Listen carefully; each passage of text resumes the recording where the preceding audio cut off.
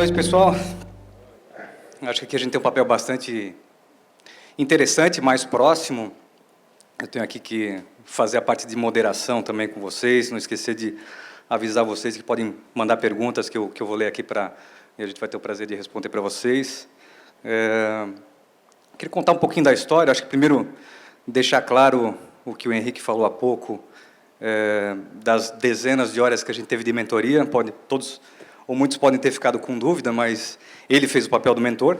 Um pouquinho da história de como eu conheci a Endeavor, porque eu acho que eu tenho, a despeito de ser embaixador e carregar a causa da Endeavor, especialmente aqui em Santa Catarina, eu me sinto com uma dívida bastante grande com a Endeavor. Eu conheci a Endeavor, eu estava em Boston há 2 ou 3 semanas da minha formatura, quando os cases já são mais tranquilos, mais lights. Eu tive um case da Endeavor que foi muito interessante, quer dizer, o case da Endeavor lá, falando sobre alguns problemas que a Endeavor teve lá fora, especialmente em cima de uma estratégia eles tinham dúvida se eles usariam uma estratégia de go wide or go deep.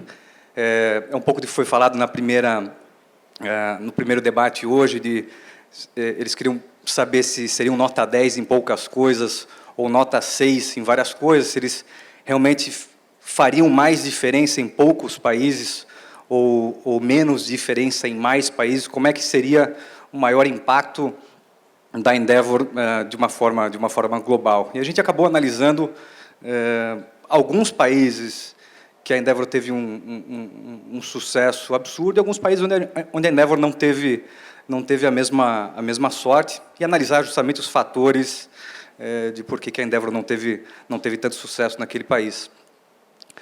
Um desses países era a Índia, né? E a causa principal do não sucesso da Endeavor na Índia foi de não ter escolhido os conselheiros e os embaixadores corretos, né? Porque esses conselheiros e embaixadores têm que servir de espelho não só para a comunidade, mas especialmente para os empreendedores do país. E na Índia não foi isso que aconteceu. A escolha dos embaixadores e conselheiros não foi a mais adequada, os nomes não geravam inspiração, tinha um quê também de desconfiança e de uma forma política de uso da Endeavor naquele país, e acabou não dando certo. E na noite seguinte da discussão do case da Endeavor, onde a gente falou um pouco sobre isso, eu recebi uma ligação da Endeavor aqui no Brasil, me convidando a ser embaixador da Endeavor aqui em Santa Catarina, de ser o primeiro embaixador e trazer a Endeavor para Santa Catarina. E, na mesma hora, eu lembrei da Índia, né? Se é que a Endeavor em Santa Catarina estava cometendo o mesmo erro.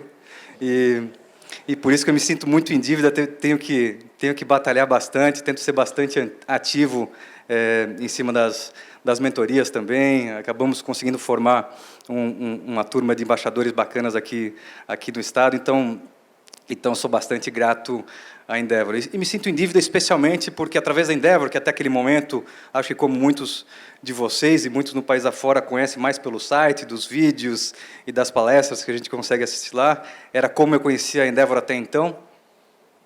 E me ensinou a especialmente ver o valor da mentoria, né? Hoje a gente falou aqui um pouco sobre o ambiente de negócios propício ou não ao empreendedor. Depois, no segundo, teve um exemplo de um baita empreendedor. E hoje agora falar aqui um pouco sobre o poder da mentoria. E eu acho que sou grato à Endeavor também por ter conhecido e ter aprendido. Acho que eu tive muita inspiração, muita gente que me inspirou, muita gente que me serviu de espelho, e muitos professores na minha vida e na minha carreira.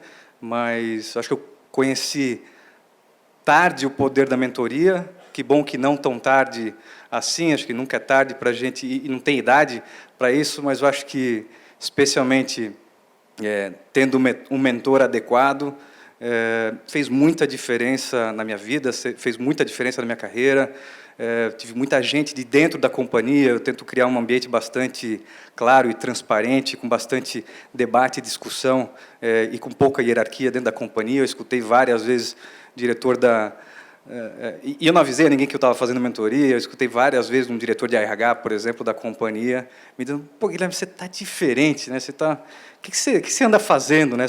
Seu jeito de fazer gestão, as suas perguntas, etc., elas vêm mudando bastante nos últimos meses. E até falei naquele momento com o diretor de RH, que eu estava fazendo mentoria com o Pedro. E aqui a gente quer falar um pouco para vocês da diferença que isso faz, mas no papel de vocês, como se portar dentro de uma mentoria, qual o papel do cara que vai receber a mentoria e qual é o papel do mentor. Já vou passar a bola para o Pedro aqui, mas eu acho que sobre mentoria, eu acho que o principal é estar aberto a receber, né? Acho que ter um pouco de dúvida, tentar desmistificar um pouco aqui o papel de mentoria. Eu acho que um pouco do papel de mentoria é estar aberto a receber essa mentoria. Acho que tem muita dúvida sobre o que é, qual que é a forma, qual que é o nosso papel ao receber uma mentoria. Acho que principalmente é estar aberto, né? Acho que é igual feedback, né? Quem já não fez feedback para algum funcionário aqui, onde o funcionário não concordou, ou não recebeu bem aquilo, ou não estava aberto a receber aquele feedback, né? E como isso faz mal para esse subordinado? Porque o nosso papel de dar feedback naquele momento é fazer com que ele tenha uma carreira mais próxima, enxergar os seus gaps e melhorar enquanto profissional. E eu já tive na minha vida um feedback que eu dei, que a pessoa apontou o dedo de volta para mim e disse, eu não concordo com o que você está falando. Bom, você não concorda, mas a percepção que eu tenho é essa e não vai mudar, né? Essa percepção que você fez. Então, estar aberto, acho que é principal. E desmistificar um pouco também da questão de quando a gente vai procurar uma mentoria, que a gente vai achar resposta para aquele problema nosso da companhia ou para aquela dúvida uma questão mais estratégica. E é justamente o contrário disso, né? Acho que o papel do mentor é muito mais fazer as perguntas corretas, fazer a pergunta adequada, puxar a reflexão dos empreendedores, mais do que dar resposta para algum caminho, especialmente com pouco conhecimento que o mentor tem das nossas empresas, dos empreendedores, né? Eu tive, para quem conhece um pouquinho mais o Pedro, ele não me falou nessas palavras, mas eu tive alguns casos com o Pedro que falou um pouco de palavrão também. Se a gente criar uma boa conexão com a turma aqui, quem sabe eu falo nas palavras que tu falou no final do evento, ou depois no coquetel. Eu fiz uma pergunta para ele, que eu estava contratando um diretor comercial, e o cara tinha um currículo considerável, já não era diretor novo, já tinha 10 ou 12 anos de posição de diretoria, passou por N empresas de referência nacional, e ele conhecendo um pouco da nossa cultura, e a cultura desse cidadão que estava, vamos dizer, como primeiro lugar de todos os candidatos, eu perguntei para ele se ele, conhecendo um pouco da nossa companhia, se esse era o cara ideal para estar, se ele seria disruptivo o suficiente na companhia. E o Pedro, ao invés de me perguntar que sim ou que não, ele me perguntou, Guilherme, essa é a tua primeira opção? Eu falei, não, a primeira opção não aceitou. Quando ele soube que a vaga era para Jaraguá do Sul, ele acabou não aceitando ir para Jaraguá do Sul, mas dentre as pessoas que aceitariam, essa é a melhor pessoa, disparado, dentre as tantas pessoas que poderiam preencher essa vaga. E ele fez a pergunta dizendo, como é que você quer ter uma empresa líder com um segundo nível de pessoas, né, com a tua segunda opção em cada entrevista, né? Então, esse é o tipo de reflexão que acho que o mentor tem que fazer. Hoje, 4 das minhas 6 diretorias estão em São Paulo, não estão mais em Jaraguá do Sul, sem nenhum demérito, obviamente, para a cidade, mas o que mudou dentro da companhia com uma simples pergunta, com uma simples reflexão, né? E se a gente está aberto a escutar, a ouvir, especialmente refletir sobre aqueles assuntos, né? Piorou muito a vida pessoal, fica viajando para cima e para baixo o tempo todo, mas com certeza a gente hoje consegue recrutar bem melhor, né? Especialmente pessoas que a gente não conseguia recrutar, especialmente, quer dizer, como é que eu monto um time líder de e-commerce se não tem esse material humano numa cidade como Jaraguá do Sul. Tem muita coisa que a gente está ainda expandindo em Jaraguá do Sul, mas tem um perfil de profissional que se tem em cada lugar. Eu acho que essa é uma das reflexões mais importantes até hoje, que mudou o rumo da companhia, mudou a cara, mudou muito as nossas vidas, consumiu muito do fígado. E acho que é isso. Acho que se a gente está aberto e a gente acha o mentor adequado,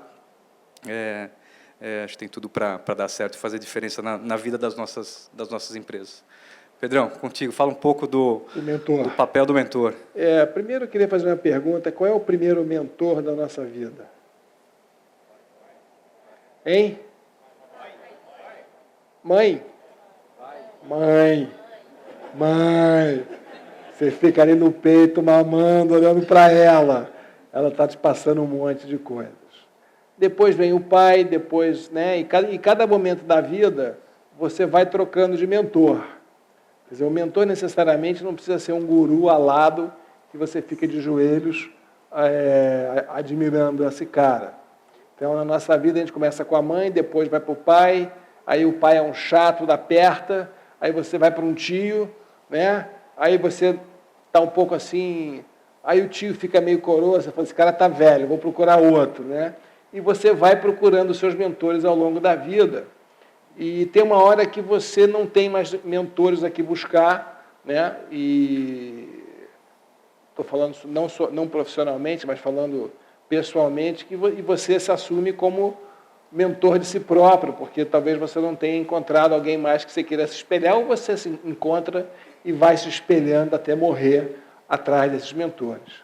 Portanto, profissionalmente falando, você não precisa, você precisa gostar e confiar no seu mentor. E você vai ter um mentor para cada momento empresarial seu. Então, durante a mentoria que eu fiz com o Guilherme, a gente tinha 15 dias entre uma e outra. Era o tempo que o Guilherme precisava para mastigar o que nós conversamos e trazer novos conteúdos para a mesa. A gente mastigava esses conteúdos.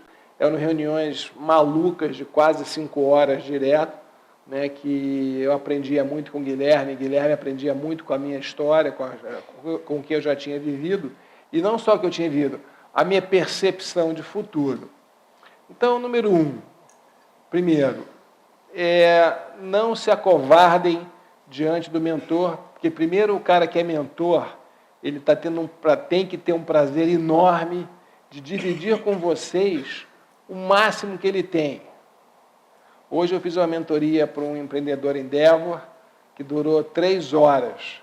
Naquelas 3 horas eu dei tudo o que eu tinha de dentro de mim para esse empreendedor e para a equipe dele. Eu pedi que a equipe estivesse presente, porque eu vou falar, eu só tinha 3 horas para dar e achei que era importante dar. Né? E criei e discuti uma série de coisas com a equipe e ajudei a traçar uma linha a ser seguida.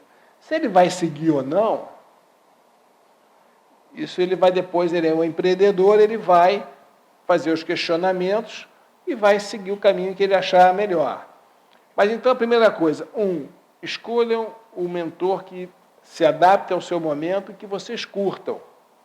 Porque conversar com um chato de galocha não vai resolver o problema de vocês. Tem que ter empatia, você tem que estar apto a se abrir as suas verdades para ele e apto a ouvir as verdades que ele vai falar. E ouvir as verdades para o empreendedor, às vezes, é muito duro. Porque o empreendedor,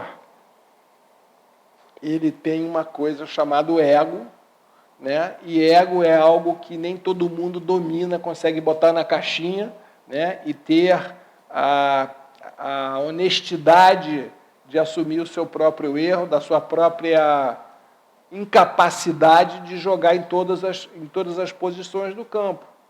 Porque nem todo mundo aqui, né, eu acho que o Zé falou muito bem sobre a equipe, e também os primeiros empreendedores do painel, tem que ter uma equipe. Então, o ego tem que estar muito bem controlado. Você pode dizer, pô, esse cara é um imbecil, é um cara que fez tudo isso, mas ele não tá com nada nesse momento de disruptura. O momento de disruptura é sério, é uma oportunidade e é um problema. Muitos vão avançar e muitos vão morrer porque não vão perceber esse momento. Então, é uma disruptura brutal que está mexendo no tecido social, no tecido econômico, no tecido ético de uma sociedade, não só brasileira, como do mundo inteiro. Né? Então, essa é a minha recomendação quanto aos mentores. A Endeavor é um facilitador espetacular, porque qualquer empreendedor Endeavor pode ter 1 hora, 2 horas com qualquer empresário que faça papel, empresário / executivo, que faça o papel de mentor da Endeavor. A minha experiência ela vem desde 2004, quando eu trouxe a Zara para o Brasil. Tudo que era assunto de varejo, de moda, estava lá em Endeavor batendo na minha porta para ouvir a opinião. No começo eu fiquei um pouco reticente, porque eu tinha medo do conflito de interesses entre a minha empresa, mas são universos tão diferentes, né? São escalas tão diferentes, e depois, desde 2004, eu já fiz várias mentorias, né, de varejo, cultura, gestão e por aí vai. Então é isso, escolham o seu mentor, tenham empatia com ele, se abram com ele, não tenham medo, e o resultado é sempre muito positivo, porque nós mentores ficamos muito, eu particularmente, em vários momentos, eu fiquei assombrado a quantidade de coisa que eu sabia, que eu podia passar, e que esse conteúdo ia economizar muita dor de cabeça, como o próprio Zé Renato falou há pouco. Né? Então, isso dá uma satisfação para o mentor enorme. Então, é isso aí. Guilherme. Surgindo algumas perguntas aqui já da plateia. Vamos para a pergunta. Tem uma pergunta aqui que eu tenho certeza que alguém que é dessa fileira, que é algum amigo meu, que eu acho que para conhecer essa história, acho que vamos pular essa. A pergunta era, Guilherme, como seu pai o influenciou para ser um empreendedor? E aí que vem, e ajustar relógios tem a ver com disciplina, né? Eu não entendi, fiquei pensando aqui. Teve um caso, por isso que eu acho que deve ser algum dos feras aí. Teve um caso quando a companhia fez, eu não lembro se era 25 anos ou 30 anos, e tinha lá seus 2 ou 3 mil funcionários. Aí meu pai decidiu dar de presente um relógio para cada funcionário, que tinha um logo da Malve, etc., etc. Agradecimento, enfim, a todo o suor que todos põem na companhia dia após dia. E os relógios vinham em caixas de 100. E aí, eu não sei se eu e meu irmão tínhamos feito alguma besteira. Eu não tive pai militar, mas o meu é bem alemão.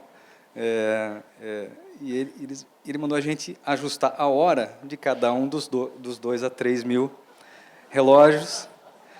E aí a disciplina, às vezes, não se questiona, né? Porque tem coisa que não faz muito sentido, que é muito mais fácil cada pessoa ajustar a sua hora do que 2 moleques ajustando de 2 ou 3 mil relógios, tem a bolha na mão, tudo aquele no dedo, obviamente tivemos que fazer, né? Não dá nem para questionar.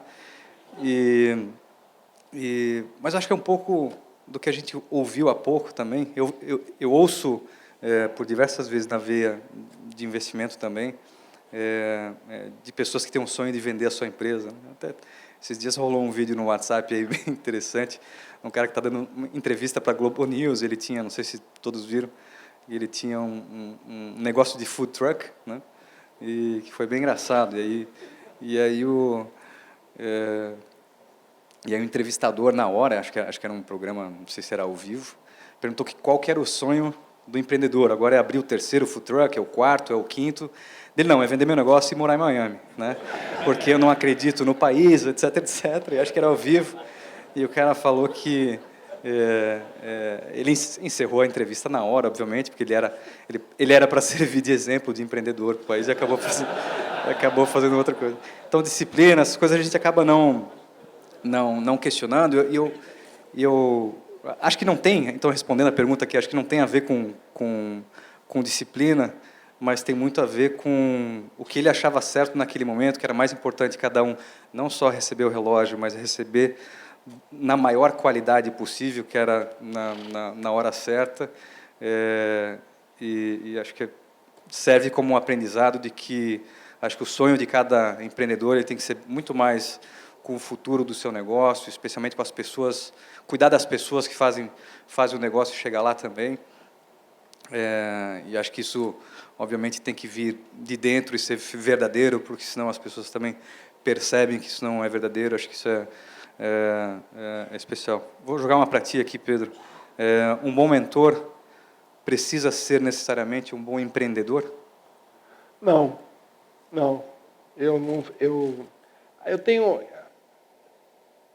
duas visões. Quer dizer, o empreendedor puro é aquele que dorme com o fluxo de caixa na cabeça e acorda com a conta para pagar no dia seguinte, né? E tem o empreendedor executivo que também dorme com o fluxo de caixa na cabeça, né? Só que não tem o risco do capital, tem uma outra...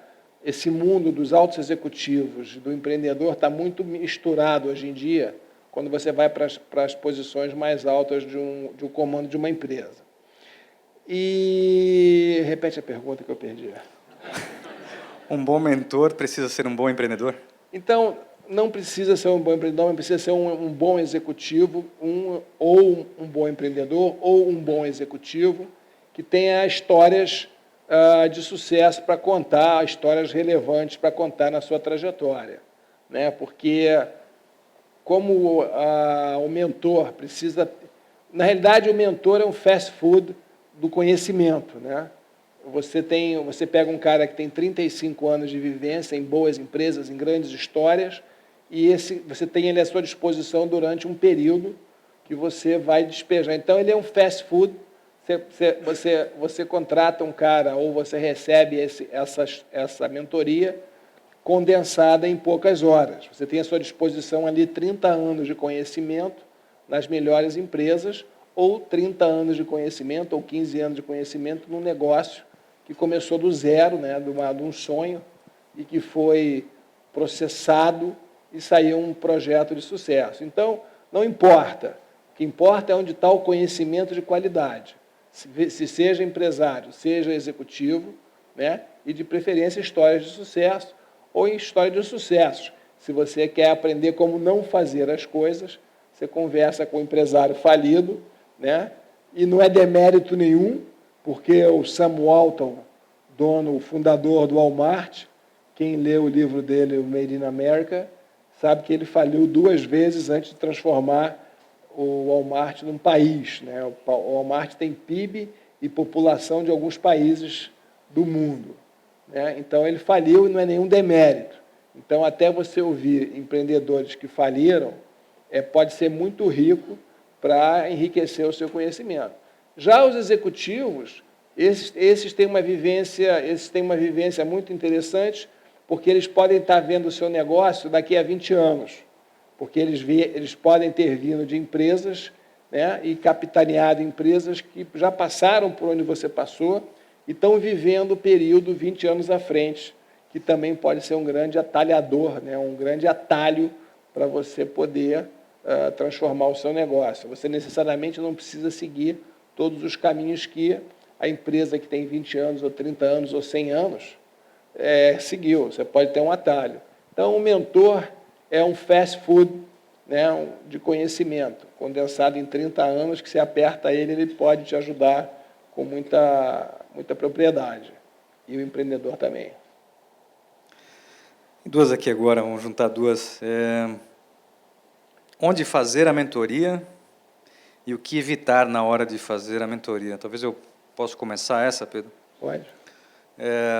Onde fazer a mentoria, acho que a gente tem que ter, se o mindset é correto da pessoa e ele sabe para que ele está ali e qual que é o efeito disruptivo que potencialmente uma mentoria pode fazer para ele, eu acho que pode ser em qualquer lugar. Eu acho que pode ser no trabalho, num off-site qualquer, num hotel, pode ser regado a vinho, pode ser de qualquer forma, se o mindset é correto, né? Eu acho que se é o primeiro de vocês, eu sugiro que se faça não só na companhia, mas também em horário comercial, né? Porque muita gente acaba barrigando um pouco mentoria, e aqui um exemplo de alguém que aprendeu, talvez até muito tarde, o valor que tem uma mentoria. Eu acho que tem muita gente que eu converso e sugiro fazer mentoria. Acho que tem um aqui que a gente falou antes, que é o perfil ideal de pessoa super capaz e que precisa de um direcionamento para dar um salto maior. A gente vai falar depois sobre isso. Mas eu acho que se o mindset está correto, pode ser em qualquer lugar, mas eu recomendo que, se for o primeiro, seja especialmente em horário de trabalho e no trabalho, porque a gente não pode, a gente acaba barrigando mentoria, porque acha que tem muita coisa importante para fazer, e talvez fazer isso no horário de trabalho, no local, você dá a importância devida que uma mentoria tem, que aquilo vem antes de qualquer problema seu de dia a dia, porque ele vai te fazer olhar mais para frente, olhar para o futuro, e assim ajuda a gente a dar uma importância maior para isso. Eu discordo do Guilherme. Eu acho que a mentoria tem que ser fora do ambiente de trabalho, porque no horário comercial, sim, porque eu acho importante que o empreendedor ou a pessoa que buscou a mentoria esteja fora daquele ambiente, porque você fecha a porta, mas você sabe que fora daquela porta está bombando, todo mundo passa com papel, com a patassola, e pergunta para a tua secretária: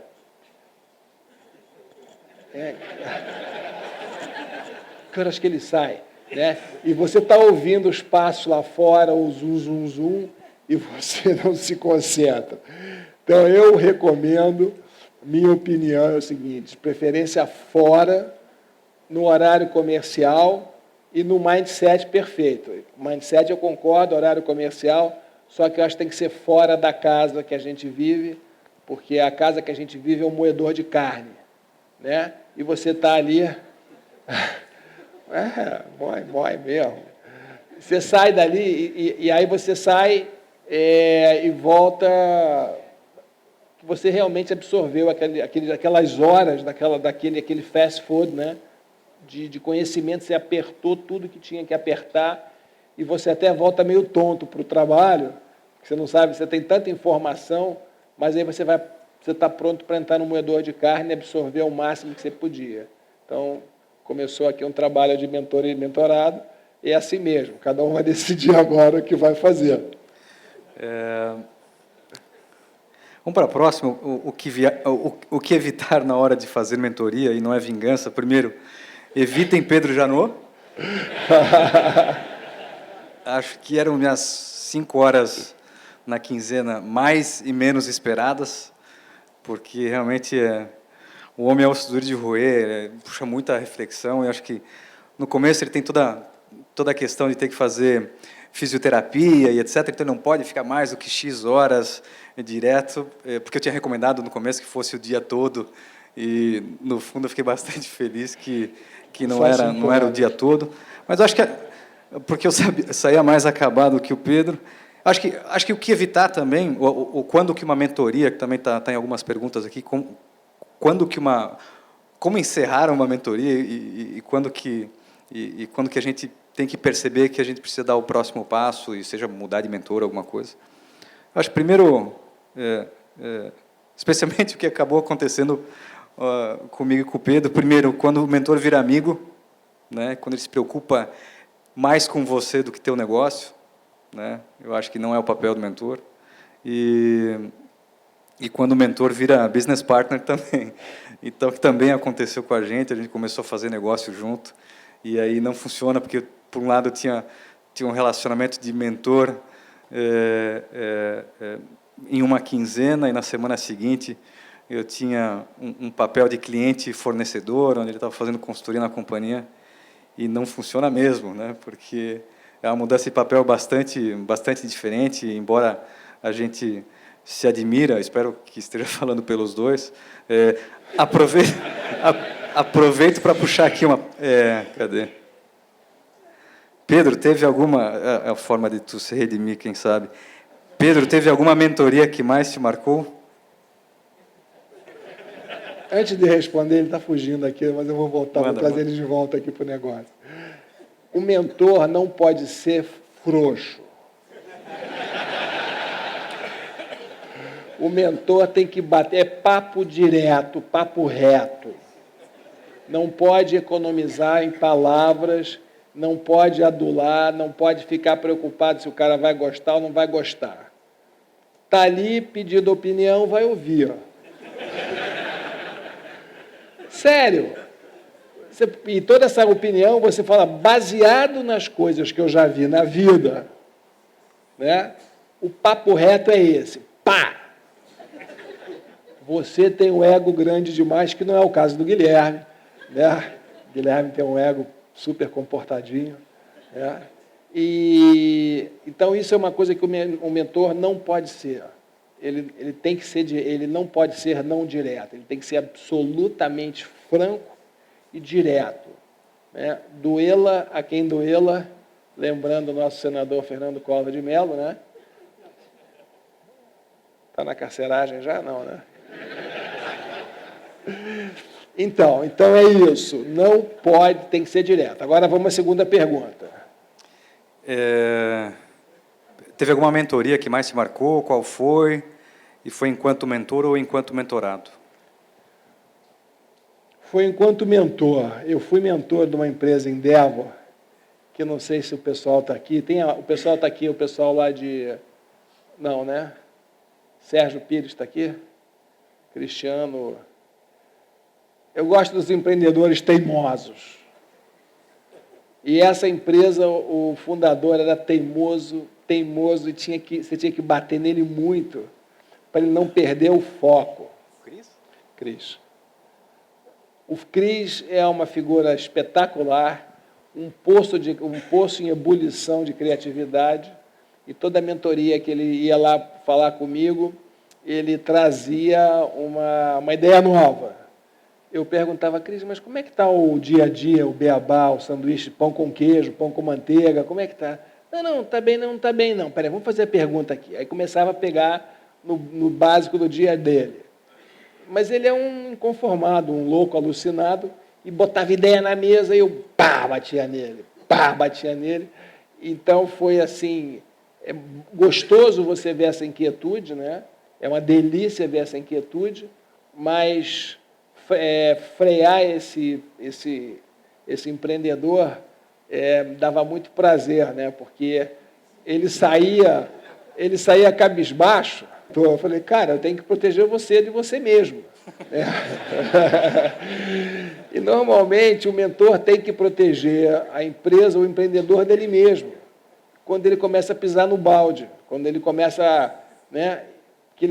Porque o empreendedorismo é muito interessante. Eu já tive vários empreendimentos, todos eles faliram, e estou agora fazendo, depois do acidente, mais um empreendimento, esse já está dando certo.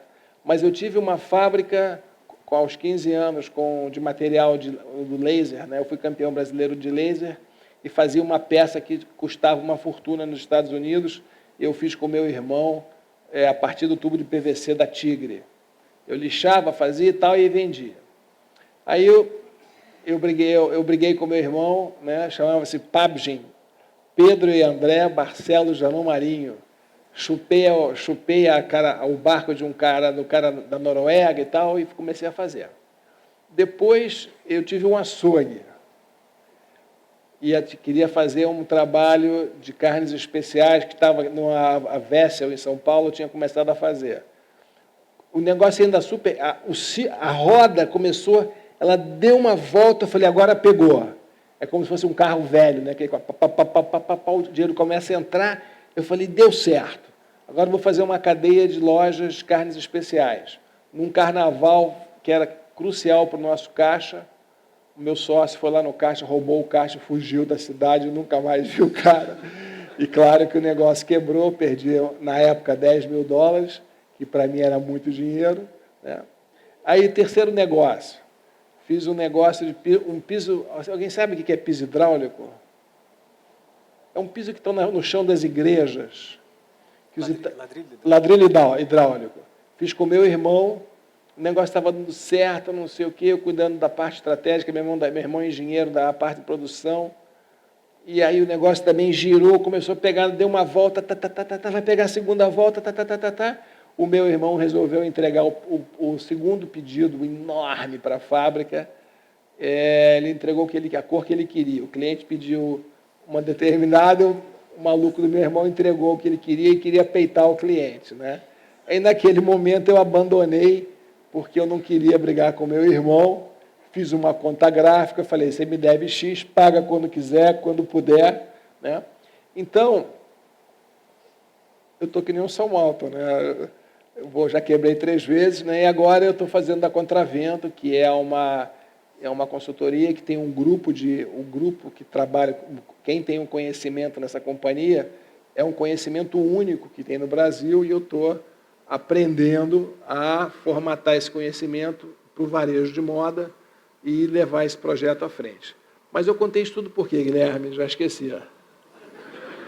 Por causa do Cris, né? Quem pois foi é, então esse foi o empreendedor que mais me deu prazer de bater e ajudá-lo a proteger de si próprio. Mas eu não sei porque contei essa história, daqui a pouco eu volto para falar um pouco mais de falência, eu também entendo, né? Então já pode falar. Guilherme, como você vê o papel da mentoria externa em uma empresa familiar como a Malve? Quais são os desafios em levar os conteúdos colocados pelos mentores aos familiares na companhia, né? Talvez, acho que na Malve não tem, quer dizer, a gente tem uma governança muito bem definida, eu sou o único familiar do negócio, conselheiros independentes, uma gestão totalmente profissional, e às vezes é a dúvida de muitos, né, por achar que uma empresa familiar ela não é profissional. Nós estava entrevistando uma menina da Unilever para ocupar um cargo de gerência de marketing na companhia, e ela queria porque queria, e a minha diretora de marketing, que o Pedro conhece, queria porque queria entrevistar aquela menina, e a menina fazia questão de falar comigo para entender um pouco, e nessa entrevista foi muito engraçado que ela falou, bom, mas eu estou entrando para uma empresa familiar, não sei bem o que é isso. Acho que ela trabalhava em Londres, na Unilever, e ela perguntou, bom, mas e se eu vim aqui para fazer bastante coisa, mas se eu tentar fazer alguma coisa diferente, e você disser não para mim naquele momento, né? Então, claramente, às vezes tem um mito de empresas familiares com uma governança mal desenhada, né? Claramente, uma empresa familiar profissionalmente tocada não difere muito. Eu acho que para a gente não tem muito problema lá, porque, enfim, tem uma governança definida, com apoio total e restrito à gestão da companhia, mas, falando de qualquer outra empresa, ou menor, ou com muita influência de familiares que não tenham papéis e alçadas mais claros, eu acho que eu acho que a evolução que a gente tem quando faz uma mentoria, se não acompanhada pelas pessoas no nosso entorno, dá problema, né? E acho que todo mundo conhece a frase, é impossível convencer um ignorante com argumentos, né? Então, às vezes, você tem que ir pelo lado da emoção, e ignorante não pelo lado pejorativo de, sei lá, falta de capacidade intelectual, mas muitas vezes que é por teimosia, por ego, por qualquer outra coisa que esteja no caminho de um bem maior da companhia. Então, realmente, é uma complicação bastante grande quando uma governança não tá bem definida, porque, de fato, a mentoria vai fazer... já está com um vermelhinho piscando aqui, o tempo esgotou. Pode fazer a última pergunta para o Pedro. Então, vamos lá. Antes da pergunta, eu acho o seguinte, parente bom é parente fora da empresa. Estou falando sério. Nota. Parente bom é parente fora da empresa. Porque, por mais que não queira ser parente, é parente, e todo mundo vai orbitar em torno desse parente como parente. Então, parente bom é parente fora. Quanto mais cedo vocês estiverem para botar para fora, melhor, porque depois criar raiz, e para tirar, meu amigo, não é mole. E eu trabalhei na Richards, que era a empresa de dono, trabalhei na Zara, que era a empresa de dono, Amâncio Ortega, eu estava lá antes dele abrir capital, trabalhei com a Abílio Diniz, que é a empresa de dono, trabalhei com o David Neeleman, que é a empresa de dono. E nunca tive problema nenhum nessas empresas, porque na época que eu trabalhei com elas, não tinha nenhum parente a bordo. Mas eu sabia que antes do meu momento de estar com eles, havia parentes e era um inferno trabalhar. Então, a minha recomendação, aproveitem enquanto vocês são pequenos, estão em crescimento, e tira os parentes e bota profissionais de peso, porque eles vão... Eu comecei com 4, tinha eu, meu pai, minha mãe e meu irmão no negócio, complicação bastante grande, a reunião de conselho acaba virando reunião de família, pouco profissional, então, hoje eu estou sozinho, o único membro da família, então, colho os frutos disso também, mas acho que uma posição, para não ser talvez tão taxativo de expulsar todo mundo da família do negócio, acho que uma posição de conselho é fundamental, né? Cabelo branco faz muita diferença, a turma já passou por muita coisa que a gente ainda vai passar e passa no dia a dia, então é muito importante. Pedro, última, tem algo que você aprendeu com a vida que gostaria de ter aprendido no início da carreira? Tudo. Se eu tivesse conhecimento que eu tenho hoje, aos 18, rapaziada, eu não ia... Bill Gates, esses caras vão ser pequenos para mim.